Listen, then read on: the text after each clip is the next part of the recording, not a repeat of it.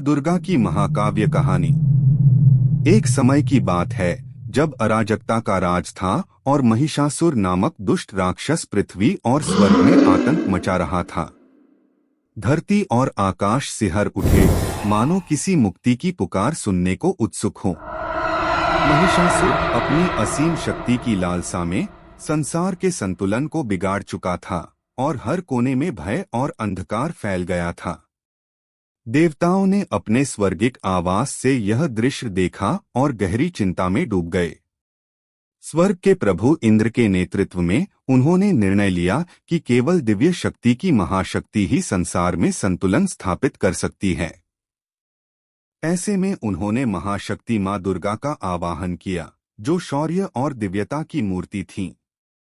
उनकी आराधना और भव्य मंत्रोच्चार धरती और आकाश में गूंज उठे और उस दिव्य ऊर्जा से मां दुर्गा का उज्ज्वल और प्रचंड रूप प्रकट हुआ। धरती भी सन्न रह गई। मां दुर्गा जब प्रकट हुई, उनके 10 हाथों में देवताओं द्वारा प्रदान किए गए शक्तिशाली अस्त्र थे।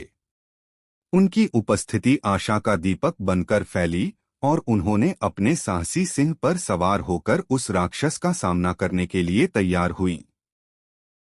इस प्रकार आरंभ हुई अच्छाई और बुराई की महाकाव्य युद्ध गाथा। वायु में तनाव घुला हुआ था, जबकि मां दुर्गा ने निश्चल शांति और अटल शक्ति के साथ महिषासुर से मुकाबला किया। राक्षस चालाक था, वह अपना रूप बदलकर अर्धमानव अर्धपशु बन गया, पर उसकी शक्ति मां दुर्गा के सामर्थ्य के सामने नगण्य थी। उनका संघर्ष एक प्रकाश और प्रचंडता की प्रतिध्वनि था, जहां हर अस्त्र का प्रहार अधर्म पर धर्म की विजय की घोषणा करता था।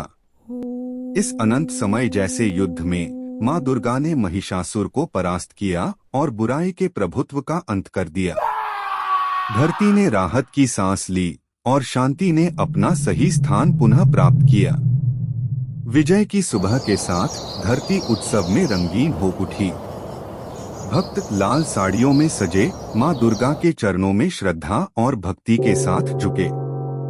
आरती और प्रार्थना की ध्वनियां वातावरण में गूंज उठीं। धुनुची नृत्य भक्ति और उल्लास का प्रतीक सुगंधित धूप की धुएं में घूमते हुए मनोहारी दृश्य रचते हैं। मंदिर रोशनी और फूलों से सजे इस दिव्य घटना के साक्षी बने।